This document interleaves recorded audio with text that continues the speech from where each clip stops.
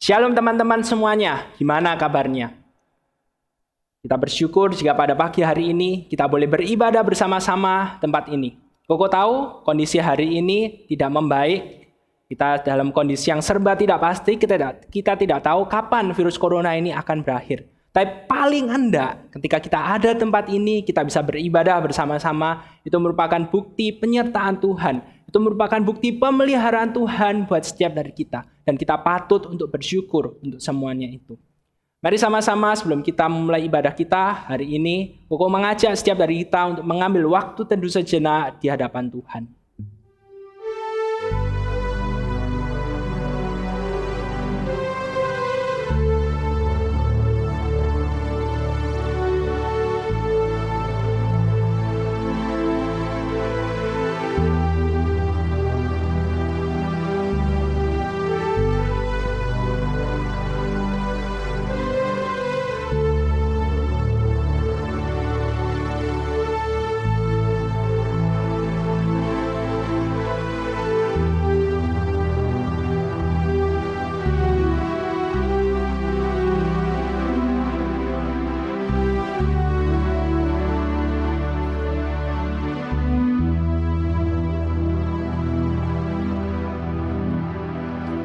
Ibadah kita pada pagi hari ini, kita mulai dalam nama Allah Bapa, Allah Putra, dan Allah Roh Kudus.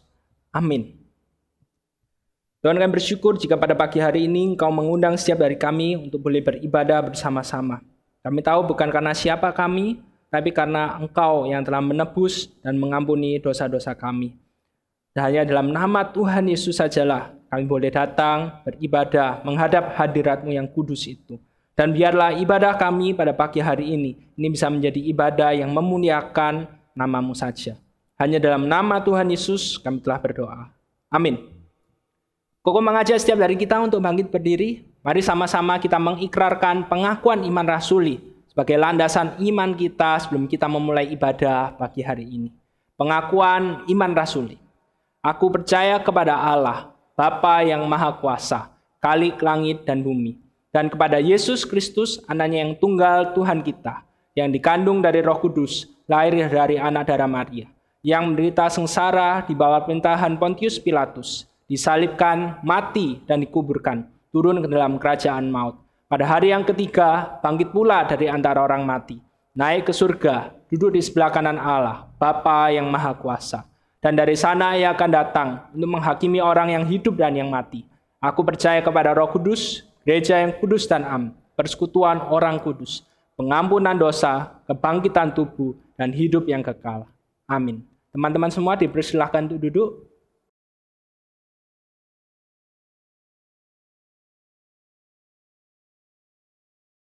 Shalom, selamat pagi teman-teman. Bersyukur sekali kita masih dapat beribadah pada pagi hari ini. Teman-teman, di tengah badai hidup yang sedang kita jalani saat ini, Tuhan tuh tetap ada dan tetap setia untuk menolong kita. Marilah kita tetap berlindung pada Tuhan dan berlindung dalam naungan-Nya. Tanaikan pujian, dibawa kepak sayap-Mu.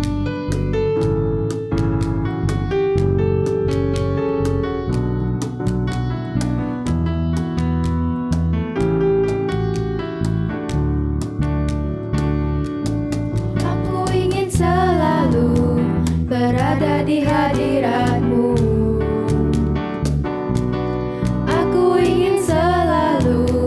Berlindung dalam naungan-Mu, di bawah kepak sayap-Mu, Kau bawaku terbang tinggi, melintasi langit biru, bagaikan Raja Wali. Aku ingin selalu berada di hadirat-Mu. Aku ingin selalu berlindung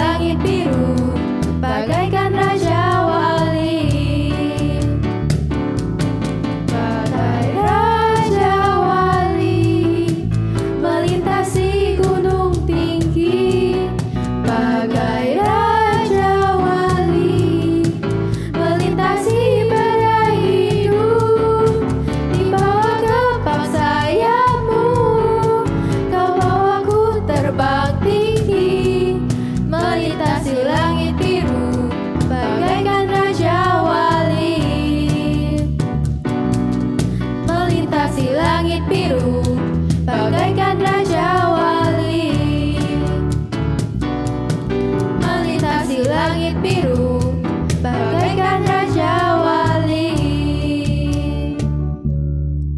Teman-teman, segala sesuatu yang terjadi dalam hidup kita adalah rencana Tuhan. Maka tetaplah percaya kepada Tuhan dengan segenap hatimu. Mari kita naikkan pujian, waktu Tuhan pasti yang terbaik.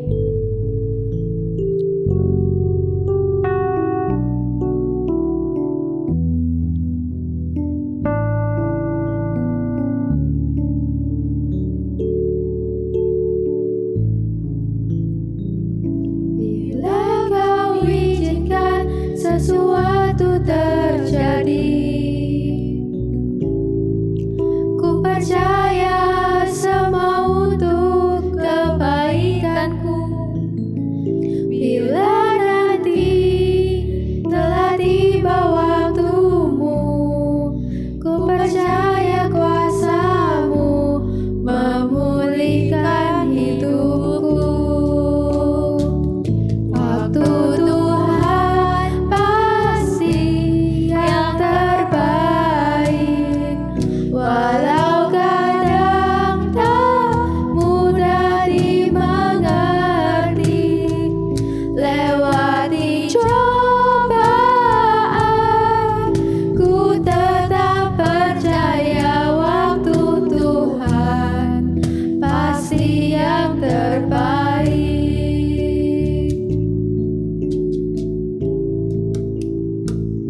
Bila kau izinkan sesuatu terjadi, ku percaya semua untuk kebaikanku. Bila nanti telah tiba waktumu, ku percaya kuasa-Mu memulihkan hidupku. Waktu Tuhan pasti yang terbaik, walau kadang tak mudah dimengerti.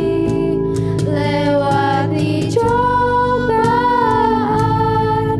ku tetap percaya waktu Tuhan pasti yang terbaik. Waktu Tuhan pasti yang terbaik, walau kadang tak mudah dimengerti. Lewati cobaan, ku tetap percaya waktu Tuhan pasti yang terbaik. Waktu Tuhan pasti yang terbaik.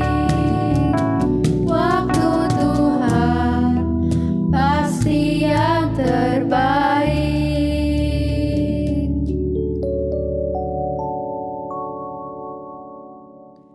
Kebaikan Tuhan tuh selalu ada dalam hidup kita. Kebaikan Tuhan tuh tidak pernah habis-habisnya. Dari dulu, sekarang, bahkan sampai selama-lamanya. Teman-teman, marilah kita renungkan dan pikirkan kembali apakah kita sudah sungguh-sungguh mengasihi Tuhan. Marilah kita siapkan hati dan pikiran kita. Kita akan mendengarkan firman-Nya. Selidiki aku.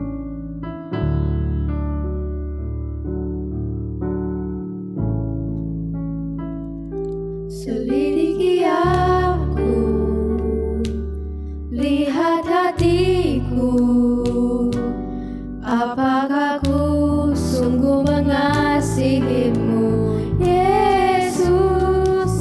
Kau yang Maha Tahu dan menilai hidupku.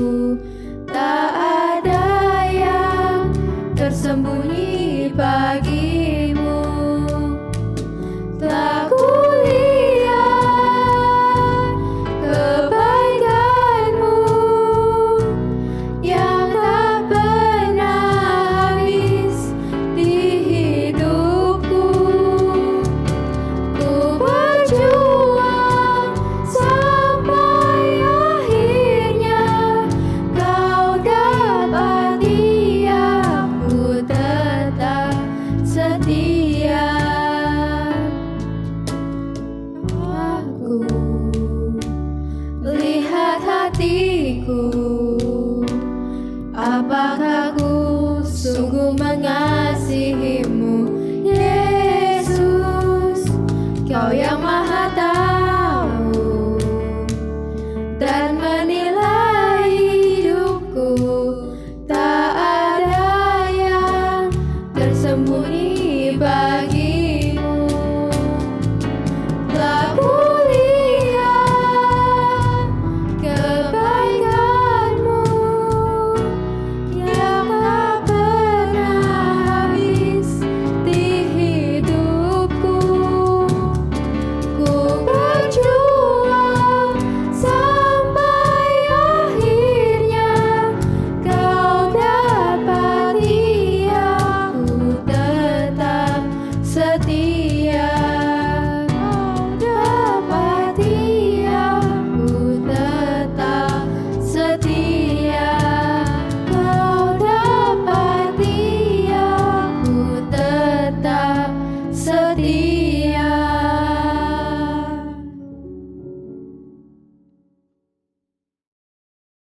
Mari sama-sama kita berdoa.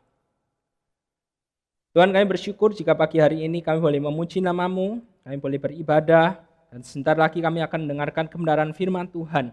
Kami siap untuk mendengarkan dan Engkau berbicara kepada setiap dari kami. Hanya dalam nama Tuhan Yesus kami telah berdoa. Amin.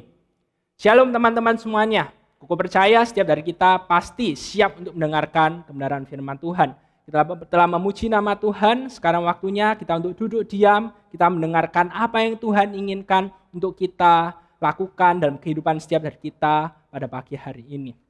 Siapa yang pernah melihat tanda gambar ini? Mau percaya setiap dari kita pasti pernah melihat gambar ini. Dan biasanya gambar ini tanda ini berada di jalan raya. Yang artinya itu adalah kita dilarang untuk putar balik. Kita tidak boleh putar balik. Peraturannya kalau kita misalnya lihat tanda ini, kemudian kita mau putar balik, berarti itu artinya kita tidak boleh putar balik. Kita harus lurus sampai menemukan jalan di mana ada tanda boleh putar balik, baru di situ kita putar balik. Peraturannya seperti itu, tapi pada kenyataannya tidak pernah seperti itu. Peraturannya tidak boleh putar balik, tapi kita seringkali melihat bagaimana banyak sekali orang-orang yang sudah tahu tidak boleh putar balik, sangat jelas gambarnya itu tidak boleh putar balik, tetapi tetap aja dilanggar. Kau percaya setiap dari kita yang sudah bisa naik kendaraan, mau naik motor, mau naik mobil, kita pasti pernah bergumul dengan perasaan ini. Langgar, enggak, langgar, enggak, langgar atau enggak. Apalagi kalau misalnya kita sudah terburu-buru, kita sudah kepepet, kita sudah terlambat, kemudian kita tinggal putar balik sampai di tempat tujuannya itu.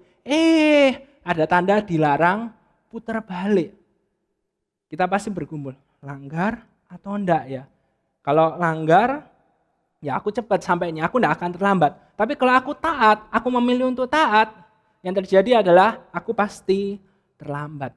Nah, Koko ingin kasih tahu buat setiap dari kita bahwa dalam hidup ini kita tidak hanya melihat tanda ini di jalan raya aja, tapi kita juga melihat tanda ini dalam setiap aktivitas yang kita lakukan dalam hidup setiap dari kita. Seringkali kita menghadapi satu situasi di mana kita itu tidak bisa putar balik, tidak ada pilihan untuk putar balik, no turning back. Yang ada kita harus maju ke depan. Kita tahu masalah di depan, tantangan di depan itu jauh lebih sulit, jauh menakutkan. Tapi tidak ada pilihan untuk putar balik. Harus maju ke depan. Move forward. Itu yang harus kita lakukan. Kalau kita tidak bisa putar balik, kita tidak bisa diam, berarti kita harus maju ke depan. Sesulit apapun itu. Koko pernah mengikuti suatu pelayanan misi ke Kalimantan, ke satu daerah di pedalaman. Nah, daerahnya itu sangat terpencil. Tidak ada listrik, kemudian juga belum semua rumah itu punya kamar mandi untuk mandi. Nah, tempat di mana Koko tinggal itu kamar mandinya itu ada di sungai, di daerah sungai di bawah. Jadi kalau tempat tinggalnya di sini, tempat mandinya itu ada di bawah sini. Dan dari tempat tinggal kalau mau mandi itu dihubungkan sama satu balok kayu yang ukurannya itu cuma bisa setapak kaki aja. Jadi kaki di sini, satu depan. Harus maju ke depan, harus maju ke depan seperti itu. Nah, ketika aku mau mandi, Koko ada perasaan takut. Waduh, ya apa ini?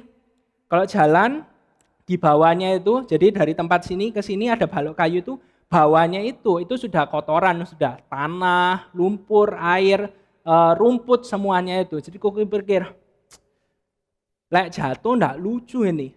Lek jatuh kotor. Jadi akhirnya ya sudah pilihan satu-satunya maju ke depan. Kalau misalnya Koko enggak maju ke depan, masuk selama kurang lebih 1 minggu, 2 minggu itu Koko pelayanan misi enggak mandi sama sekali, juga enggak mungkin. Jadi ya sudah, Koko maju ke depan, enggak bisa putar balik juga. Selesai mandi, begitu juga pergumulannya. Kalau Koko naik harus hati-hati. Enggak lucu kalau sudah mandi, kemudian naik jatuh dan jadi kotor lagi. Jadi dengan pelan-pelan Koko naik kembali ke tempat tinggalnya itu. Dan itu seringkali kita bisa menghadapi kondisi kehidupan yang seperti itu. Dan tema hari ini kita akan berbicara bersama-sama tentang move forward, maju ke depan. Kalau kita lihat bersama-sama dalam kehidupan setiap dari kita melihat bagaimana hidup manusia itu selalu maju ke depan. Tidak pernah diam, tidak pernah statis, apalagi mundur ke belakang. Apalagi kalau misalnya kita melihat bagaimana dunia ini diciptakan oleh Tuhan. Kita melihat bagaimana dunia yang diciptakan oleh Tuhan itu selalu move forward, selalu maju ke depan. Hari berganti hari, waktu berganti waktu. Hari yang kita hidupi sekarang ini itu tidak pernah sama dengan hari yang sebelumnya atau hari yang akan kita hari yang akan datang itu tidak akan pernah sama. Setiap hari itu berbeda. Mungkin ada istilahnya deja vu. Ketika kita mengalami suatu hal, kemudian kita ingat akan suatu hal yang peristiwa yang pernah kita alami. Tapi tidak pernah sama persis. Ada mirip-miripnya, tapi tidak pernah sama persis. Dan begitu juga dengan kehidupan setiap dari kita sebagai manusia. Kita perlu untuk move forward, kita perlu untuk maju ke depan. Semua manusia kalau mau menjadi lebih baik, harus move forward, harus maju ke depan. Tapi masalahnya dalam hidup ini kita bisa melihat bagaimana tidak semua manusia siap untuk move forward, untuk maju ke depan, untuk menerima hari yang lebih baik, hidup yang lebih baik. Mereka belum tentu siap. Kenapa kok tidak semua manusia itu siap untuk move forward? Paling tidak ada 3 alasan. Alasan yang pertama, karena mereka tidak tahu apa yang harus mereka lakukan di dalam hidup mereka.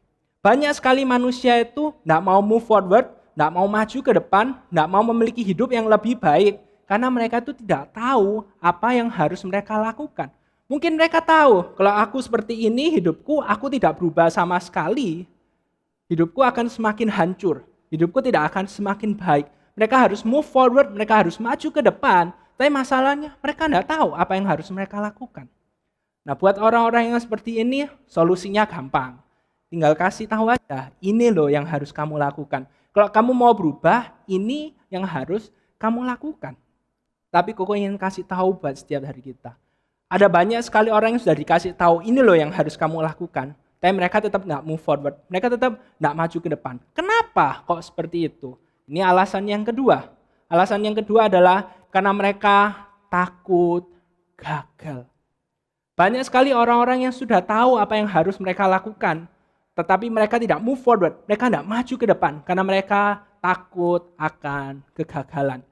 Dan kalau kita melihat, kita mengobservasi kehidupan setiap dari kita, permasalahan utama manusia itu bukan tahu atau tidak tahu, tapi mau atau tidak mau. Koko ulangi sekali lagi, permasalahan dalam hidup setiap dari kita itu bukan tahu atau tidak tahu, tetapi mau atau tidak mau. Kau percaya setiap dari kita yang masih remaja, yang mengikuti ibadah pada pagi hari ini, tahu kalau main games yang terlalu lama sampai lupa waktu untuk makan, lupa waktu untuk istirahat, untuk tidur, sampai tidak mandi mungkin, itu tidak baik buat kesehatan. Tahu, sudah dikasih tahu berulang-ulang kali oleh banyak orang. Tapi tetap banyak aja orang yang main games berlebihan, kecanduan games berlebihan. Mereka tahu itu buruk, tapi mereka tidak mau untuk berubah. Mereka tidak mau untuk mengganti kebiasaan tersebut. Dan begitu juga dengan hubungan manusia, ketika manusia setiap dari kita tuh harus move forward. Banyak orang tahu apa yang harus mereka lakukan supaya hidup mereka itu jadi lebih baik lagi. Tapi mereka tidak mau melakukannya karena mereka takut sama yang namanya kegagalan. Koko ingat sama satu peristiwa dulu ketika masih kecil, Koko belajar. Habis belajar naik roda sepeda 4, kemudian Koko belajar naik roda sepeda 2. Nah, ketika pertama kali Koko mau belajar, pasti akan ada ketakutan. Nanti kalau jatuh, gimana ya? Nanti kalau kakinya luka, seperti apa ya? Dan kalau misalnya ketakutan tersebut membuat Koko tidak belajar naik roda sepeda 2, Koko tidak akan pernah maju. Dan pada kenyataannya ketika Koko belajar naik roda sepeda 2, ya pasti ada jatuhnya, ada besetnya, ada lukanya. Tapi itu adalah semuanya itu adalah proses yang harus Koko lalui supaya Koko bisa menjadi lebih baik. Bukan hanya naik roda sepeda 4, tapi bisa naik roda sepeda 2.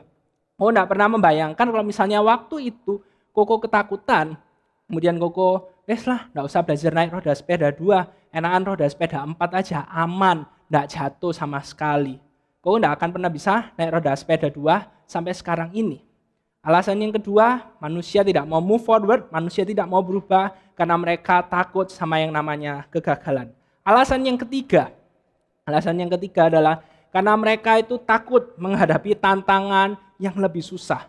Mereka tahu hidup mereka harus berubah, mereka harus maju ke depan, dan mereka tahu tantangan di depan itu jauh lebih sulit, dan mereka tidak mau menghadapi tantangan yang lebih sulit itu. Mereka berpikir, udahlah yang ini aja, santai aja, slow aja. Ngapain harus memikirkan ke depan itu, padahal tantangan di depan itu jauh lebih sulit. Tapi Koko ingin bilang seperti ini, kalau misalnya kalian main games, kemudian dalam permainan games itu kalian cuma bisanya ngalahin musuh yang levelnya easy, maka kalian tidak akan pernah bisa bilang diri kalian hebat. Karena yang bisa kalian kalahkan cuma musuh yang easy aja. Dari yang easy kalian perlu belajar mengalahkan yang medium. Dari medium kalahkan semua musuhnya yang hard. Dari hard kemudian very hard. Jadi ketika kita menjalani hidup ini, ketika kita hidup di dunia ini yang terus maju ke depan, kita pasti akan menghadapi yang namanya tantangan. Tantangan itu akan jauh lebih berat. Dan kita perlu menghadapi dan menaklukkan tantangan tersebut. Dan sampai di sini pertanyaannya buat setiap dari kita adalah, kita tipe orang yang mana? Kita tipe orang yang berani untuk menghadapi perubahan, kita move forward, atau mungkin kita takut. Kita takut sama move forward, kita tidak berani untuk maju ke depan. Dan kalau kita tidak berani untuk maju ke depan, alasannya apa? Apakah kita tidak tahu apa yang harus kita lakukan? Atau kita takut sama yang namanya kegagalan?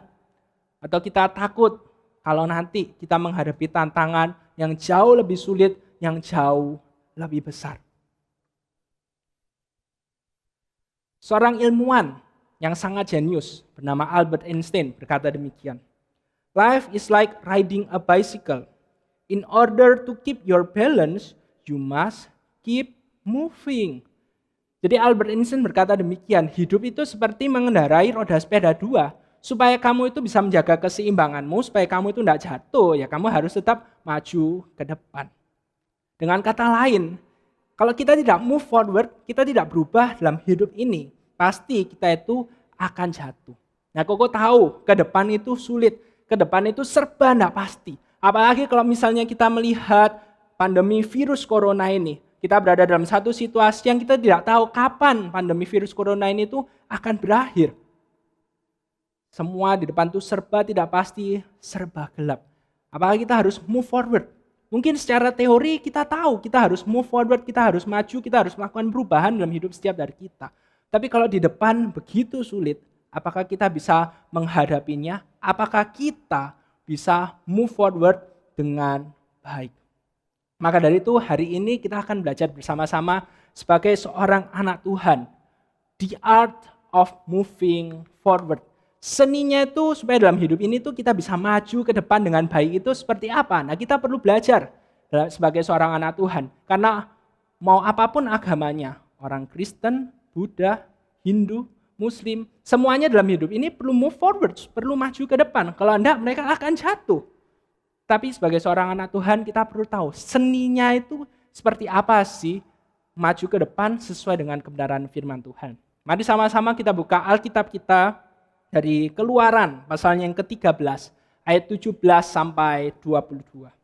Keluaran 13, ayat 17 sampai 22. Kalau kita semua sudah menemukannya, Koko mengajak setiap dari kita untuk memperhatikannya dan Koko akan bacakannya buat setiap dari kita. Setelah Firaun membiarkan bangsa itu pergi, Allah tidak menuntun mereka melalui jalan ke negeri orang Filistin. Walaupun jalan ini yang paling dekat. Sebab firman Allah, jangan-jangan bangsa itu menyesal apabila mereka menghadapi peperangan, sehingga mereka kembali ke Mesir. Tetapi Allah menuntun bangsa itu berputar melalui jalan di padang gurun menuju ke Laut Teberau. Dengan siap sedia berperang, berjalanlah orang Israel dari tanah Mesir. Musa membawa tulang-tulang Yusuf, sebab tadinya Yusuf telah menyuruh anak-anak Israel bersumpah dengan sungguh-sungguh. Allah tentu akan mengindahkan kamu, maka kamu harus membawa tulang-tulangku dari sini. Demikianlah mereka berangkat dari Sukot dan berkemah di Etam, di tepi padang gurun. Tuhan berjalan di depan mereka pada siang hari dalam tiang awan untuk menuntun mereka di jalan, dan pada waktu malam dalam tiang api untuk menerangi mereka, sehingga mereka dapat berjalan siang dan malam. Dengan tidak beralih, tiang awan itu tetap ada pada siang hari, dan tiang api pada waktu malam di depan bangsa itu. Teman-teman, kalau misalnya kita lihat konteks dari ayat yang tadi kita baca, maka itu konteksnya adalah orang-orang Israel itu keluar dari tanah Mesir menuju ke tanah perjanjian. Mereka akhirnya diperbolehkan oleh Firaun untuk keluar. Setelah sekian lama mereka hidup dalam perbudakan, menjadi bangsa yang dibudak, akhirnya mereka menjadi bangsa yang merdeka. Kita tahu bersama-sama kisahnya bagaimana Musa melalui negosiasi yang sangat alot, yang sangat susah dengan Firaun, sampai akhirnya Allah menunjukkan kuasanya yang begitu besar untuk membuat bangsa Israel akhirnya diperbolehkan untuk keluar. Kau percaya setiap dari kita, kalau misalnya kita ini hidup pada waktu itu sebagai orang Israel, kau percaya kita itu pasti pengen, sudahlah kalau bisa cepat sampai ke tanah Kanaan, ke tanah perjanjian, kemudian bisa hidup dengan nyaman. Kita sudah lama hidup sebagai orang budak, hidupnya sulit. Kalau bisa kita sekarang hidupnya nyaman. Gue percaya setiap dari kita senang kalau hal tersebut bisa terjadi. Apalagi moto hidup kita, prinsip hidup sekarang ini adalah kalau ada yang gampang, ngapain pilih yang susah.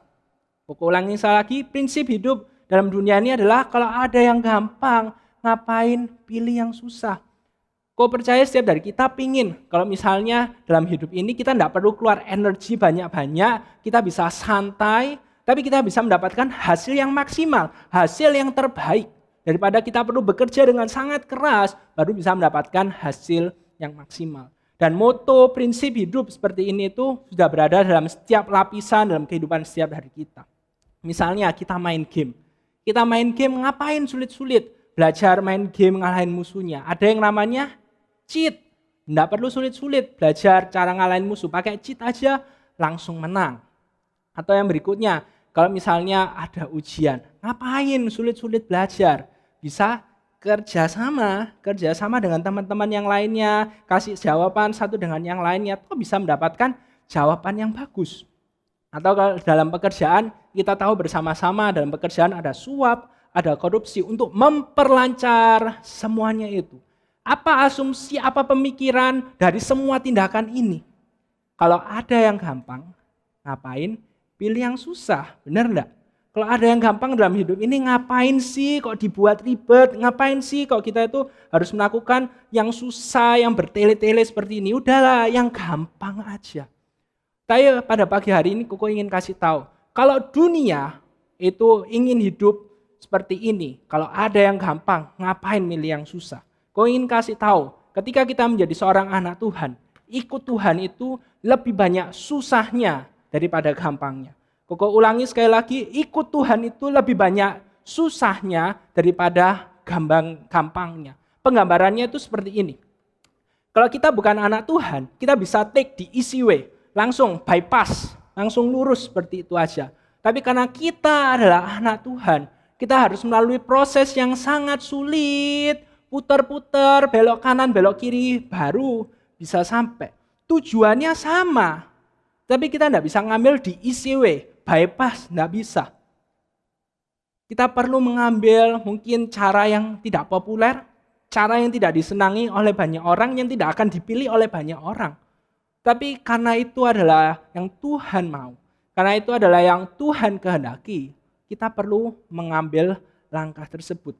Sebagai seorang anak Tuhan, prinsip dalam hidup ini bukan gampang atau susah, nyaman atau enggak. Kalau gampang aku lakukan, kalau susah aku pikir-pikir dulu. Enggak, prinsip hidup kita sebagai seorang anak Tuhan adalah apakah itu sesuai dengan kehendak Tuhan atau enggak. Apakah itu menyenangkan Tuhan atau enggak. Apakah itu sesuai dengan kemauan Tuhan atau enggak. Kalau iya, go ahead, lakukan. Meskipun itu the hard way, meskipun itu jalan yang tidak populer, yang tidak akan dipilih oleh banyak orang. Tapi kalau itu maunya Tuhan, kita perlu untuk melakukannya.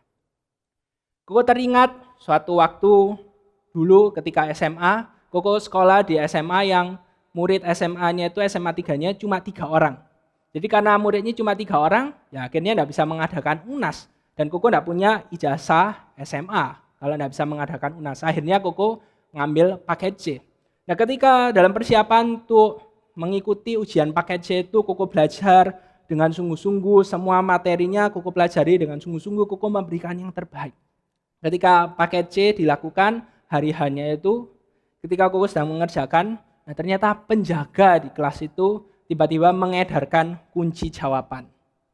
Jadi yang diedarkan itu kunci jawabannya, digilir dari satu meja ke meja yang lainnya. Nah ketika Koko menghadapi itu, pilihannya nyontek atau enggak. Kalau nyontek bukan maunya Koko enggak cari-cari. Apa itu contekannya datang sendiri ke Koko. Apa yang harus Koko lakukan? Pada waktu itu Koko pilih enggak. Jadi Koko kerjain dengan sungguh-sungguh, contekannya cuma lewat aja mejanya Koko kasih ke meja yang lainnya. Mungkin itu adalah cara yang tidak disenangi oleh banyak orang, itu adalah cara yang tidak dipilih oleh banyak orang. Tapi karena itu yang Tuhan mau, karena Koko tahu itu yang Tuhan kehendaki, jadi Koko melakukan hal tersebut. Jadi di sini kita bisa melihat bagaimana sebagai seorang anak Tuhan, kita itu tidak bisa hidup dengan gampang. Kita tidak bisa hidup dengan mudah. Kita perlu mengambil langkah yang mungkin lebih sulit, yang mungkin tidak gampang, karena kita adalah anak Tuhan. Dan hari ini kita akan sama-sama belajar, kenapa sih sebagai seorang anak Tuhan itu kita perlu melakukan hal yang tidak gampang. Ada cara yang lebih mudah, tapi kita perlu mengambil yang tidak gampang itu, yang susah itu. Kenapa? Why? Alasan yang pertama, karena semuanya itu demi kebaikan kita. Kalau kita melihat dalam Keluaran 13 ayat 17a, di sana dikatakan demikian. Setelah Firaun membiarkan bangsa itu pergi, Allah tidak menuntun mereka melalui jalan ke negeri orang Filistin. Walaupun jalan ini yang paling dekat. Teman-teman, menarik sekali. Cerita perjalanan bangsa Israel keluar dari Mesir menuju ke tanah Kanaan. Itu adalah cerita yang sangat familiar. Ketika kita sekolah minggu, kita pasti sudah mendengarkan cerita tersebut. Dan kita tahunya adalah ketika bangsa Israel keluar dari tanah Mesir, menuju ke tanah Kanaan, ke tanah perjanjian, mereka perlu melewati padang gurun yang sangat panas itu. Mereka perlu berjalan, berputar jauh sekali sampai akhirnya mereka tiba di tanah perjanjian itu. Tapi di ayat yang ke-17 ini dikatakan dengan sangat jelas ternyata ada jalan yang paling dekat, ada jalan yang jauh lebih dekat. Mereka tidak perlu berputar-putar di padang gurun untuk sampai ke tanah Kanaan itu. Mereka bisa melewati jalan yang lebih dekat itu. Tapi di ayat yang ke-18a dikatakan demikian. Tetapi Allah menuntun bangsa itu berputar melalui jalan di padang gurun menuju ke laut Tebrau. Kita melihat di sini bagaimana Allah dengan sangat sengaja tidak memilih jalan yang dekat itu. Allah dengan sangat sengaja memimpin bangsa Israel itu berputar melewati padang gurun menuju ke laut Tebrau. Apa yang baru kita baca ini itu seperti ini. Kalau misalnya kalian berada di landmark, aku percaya seharusnya kalian sudah pernah pergi ke landmark. Kemudian di landmark itu kalian mau pergi ke PTC. Kalian tanya sama satpamnya, Pak Satpamnya itu. Pak, kalau dari sini mau pergi ke PTC gimana caranya? Jawaban yang paling cepat, yang paling dekat, oh ya kamu keluar dari parkiran, belok kiri, udah lurus saja nanti ketemu tulisannya Pakuwon Trade Center, tulisannya Pakuwon Mall, ya udah itu PTC. Itu jawaban yang paling cepat dan yang kita harapkan. Tapi ketika kita tanya itu, Pak Satpamnya tidak memberikan jawaban seperti itu. Pak Satpamnya bilang seperti, oh ya udah kamu keluar ya dari parkiran, terus nanti belok kiri di jalan raya itu, terus kamu putar balik. Kamu putar balik, kemudian lurus, stopan, kamu belok kanan. Nah dari belok kanan itu kamu ikutin jalannya, lewatin underpass itu, nah kemudian putar balik.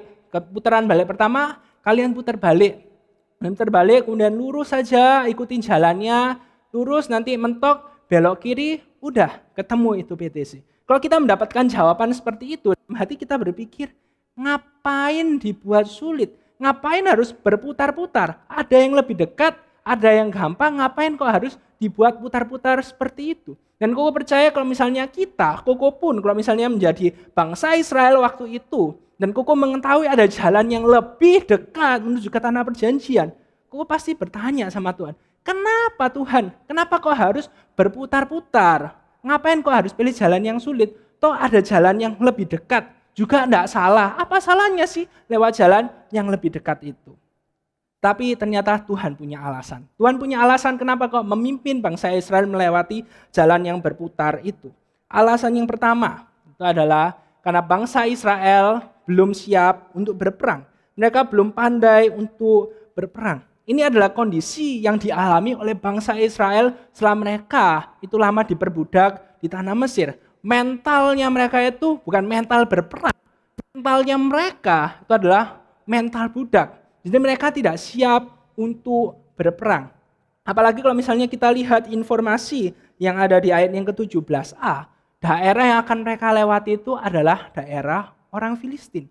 Kalau kita lihat bersama-sama, kita baca Alkitab kita khususnya di 1 Samuel, 2 Samuel. Di sana diceritakan bagaimana ketika Israel itu sudah menjadi sebuah kerajaan, maka bangsa Filistin itu adalah bangsa yang ditakuti oleh orang-orang Israel. Orang-orang Israel itu sangat ketakutan ketika mereka harus berperang melawan orang Filistin. Jadi ketika Tuhan memimpin melewati jalan yang lebih jauh, jalan yang berputar, ada tujuannya. Semuanya itu demi kebaikan orang Israel. Karena orang Israel belum siap, belum pandai untuk berperang. Kemudian alasan yang kedua adalah supaya bangsa Israel itu dapat mengenal Allah lebih dalam lagi. Nah kita tahu bersama-sama kalau dari ayat yang ke-18a, di sana dikatakan Allah memimpin bangsa Israel itu berputar melewati padang gurun menuju ke Laut Tebrau. Nah kalau kita melihat di pasalnya yang ke-14, di sana diceritakan bagaimana ketika orang-orang Mesir itu, Firaun itu mengetahui bahwa orang-orang Israel itu menuju ke Laut Tebrau, mereka bilang, wah ini mereka tersesat ini. Mereka tersesat, kalau mereka menuju Laut Tebrau, mereka tidak bisa kemana-mana lagi. Karena di depan mereka itu adalah laut yang sangat luas. Dan mereka tidak bisa pergi kemana-mana lagi. Dan waktu itu Firaun dan pasukannya mengejar orang-orang Israel untuk menjadikan mereka budak kembali. Tetapi pada waktu itu, kita bisa melihat bagaimana Allah secara luar biasa membebaskan orang-orang Israel. Orang-orang Israel dibuat lebih mengenal siapa sih Allah yang telah membebaskan mereka dari perbudakan di tanah Mesir itu. Dan itulah tujuan kenapa kok bangsa Israel itu harus melewati jalan yang berputar dan bukan jalan yang dekat. Ketika kita melihat hal ini, maka aku mengajak setiap dari kita untuk yakin dan percaya. Ketika kita mengalami kejadian yang tidak sesuai dengan harapan kita, Allah sedang mempersiapkan yang terbaik buat setiap dari kita. Kita perlu yakin dan percaya ada rancangan Tuhan yang terbaik buat setiap dari kita. Itu alasan yang pertama. Ketika kita mengalami hal yang tidak sesuai dengan harapan kita harus menjalani hidup yang lebih sulit. Semuanya itu demi kebaikan kita. Kemudian alasan yang kedua, kenapa sih sebagai orang Kristen itu lebih banyak susahnya daripada gampangnya? Supaya kita itu belajar merasakan penyertaan Tuhan dalam hidup setiap dari kita. Kejadian pasalnya yang ke-17 ayat yang ke-21 sampai ke-22 berkata demikian. Tuhan berjalan di depan mereka pada siang hari dalam tiang awan untuk menuntun mereka di jalan, dan pada waktu malam dalam tiang api untuk menerangi mereka, sehingga mereka dapat berjalan siang dan malam. Dengan tidak beralih, tiang awan itu tetap ada pada siang hari dan tiang api pada waktu malam di depan bangsa itu. Wow, ayat ini merupakan suatu peneguhan buat orang-orang Israel dan juga buat setiap dari kita. Meskipun orang Israel itu harus melewati jalan yang berputar, jalan yang lebih jauh. Tapi Tuhan ada dan Tuhan beserta. Tuhan tidak meninggalkan mereka. Teman-teman, berjalan di padang gurun itu merupakan hal yang sangat sulit sekali, bukan hal yang mudah. Ketika siang hari kita akan kepanasan karena terik matahari itu. Tapi pada waktu malam hari kita bisa kedinginan karena dinginnya di padang gurun itu. Maka dari itu ketika kita membaca Kejadian 17 ayat yang ke-21 sampai ke-22, bukan suatu kebetulan jika firman Tuhan mengatakan Allah memimpin orang-orang Israel pada siang hari dengan tiang awan dan pada malam hari itu dengan tiang api. Karena dengan adanya tiang awan itu, bangsa Israel tidak perlu kepanasan berjalan di siang hari. Sandal, pakaian yang mereka pakai tidak cepat rusak karena panasnya matahari di padang gurun itu. Dan tiang api pada waktu malam hari itu membuat mereka itu terang, karena padang gurun pada waktu malam hari itu sangat gelap, tidak ada penerangan sama sekali. Jadi dengan adanya tiang api itu mereka bisa berjalan di tengah padang gurun yang gelap itu karena ada Tuhan yang memimpin. Dan mereka juga tidak perlu kedinginan karena ada kehangatan yang Tuhan berikan melalui tiang api itu. Kita di sini bisa melihat dengan secara luar biasa bagaimana Tuhan menyertai orang-orang Israel. Dan begitu juga dengan setiap dari kita yang hidup, yang percaya, yang hidup kita taruh dalam nama Tuhan Yesus Kristus. Itu Tuhan tidak pernah meninggalkan setiap dari kita. Tuhan Yesus yang adalah Allah, Dia mau menjadi manusia, Dia menebus hidup setiap dari kita, mengampuni dosa-dosa kita. Dan dikatakan Tuhan Yesus itu adalah Immanuel, Allah beserta dengan setiap dari kita. Maka dari itu ketika kita harus menjalani hidup ini, di depan serba tidak pasti, ada ketakutan, itu sangat wajar sekali. Tapi itu tidak menjadi penghalang buat setiap dari kita untuk move forward, untuk maju ke depan. Karena ada Tuhan Yesus yang beserta dengan setiap dari kita. Dan in fact, faktanya adalah ketika kita menjadi seorang anak Tuhan, ketika kita menjalani hidup setiap dari kita, permasalahannya itu bukan kita itu jalan kemana, tapi kita jalan sama siapa.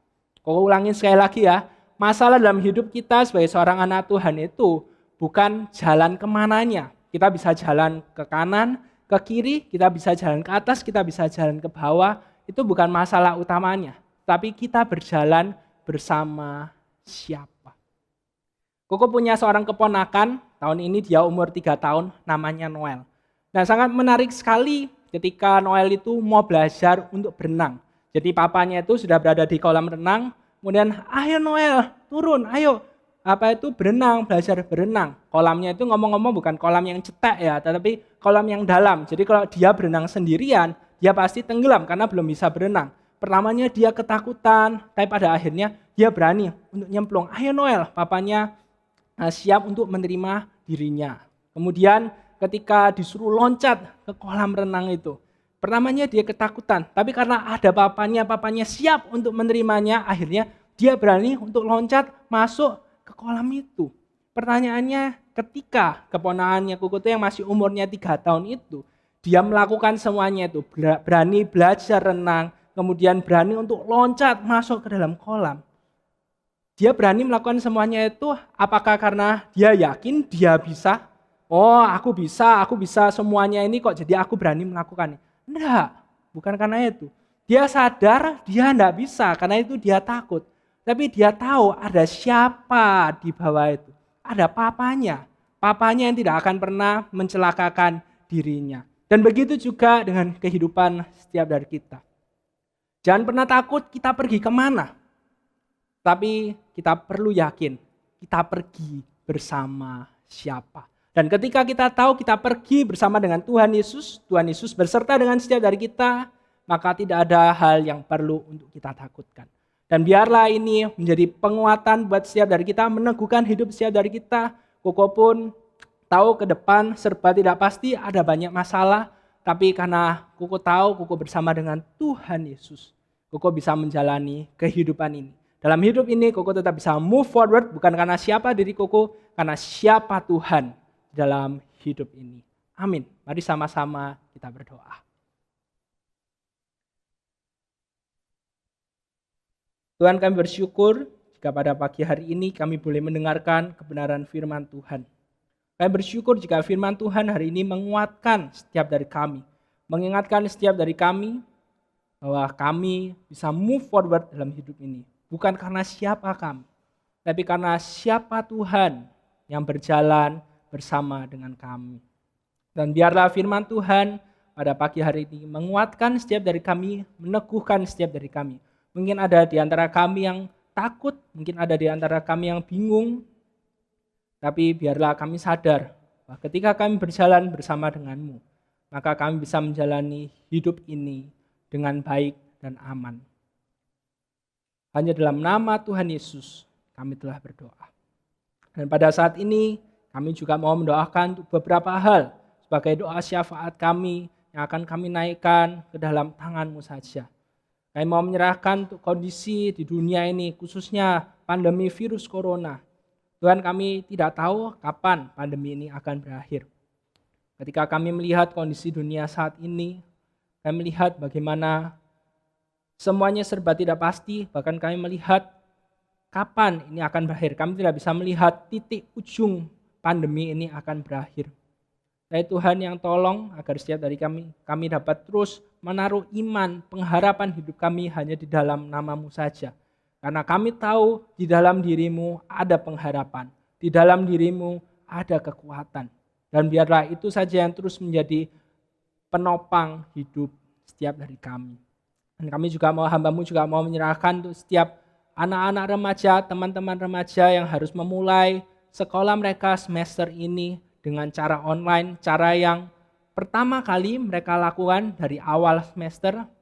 Hamba-Mu tahu ini tidak mudah, ada banyak sekali adaptasi yang harus mereka lakukan, tapi Tuhan yang tolong agar setiap dari mereka bisa melewati semuanya ini, mereka bisa tetap belajar dengan baik, mereka dapat membekali diri mereka untuk menjadi remaja-remaja yang takut akan Tuhan dan memuliakan nama-Mu saja. Inilah doa-doa setiap dari kami percaya Engkau mendengarkan doa-doa kami. Hanya dalam nama Tuhan Yesus kami telah berdoa. Amin. Mari sama-sama kita mengakhiri ibadah kita pada pagi hari ini. Kita nyanyikan lagu Doksologi.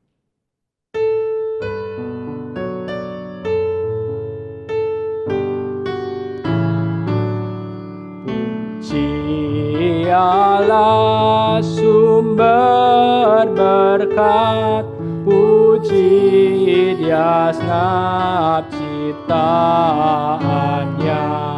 puji Dia para malaikat, Bapa, Putra, dan Roh Kudus.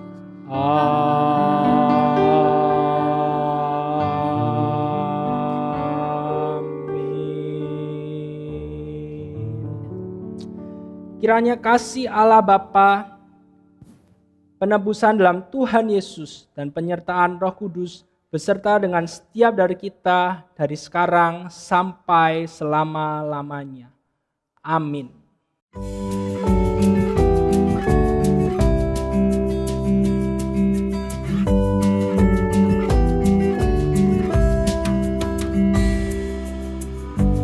Tuhanlah kekuatan dan mazmurku, Dia gunung batu dan keselamatanku. Hanya padamu hatiku percaya, Kaulah menara dan kota perlindungan.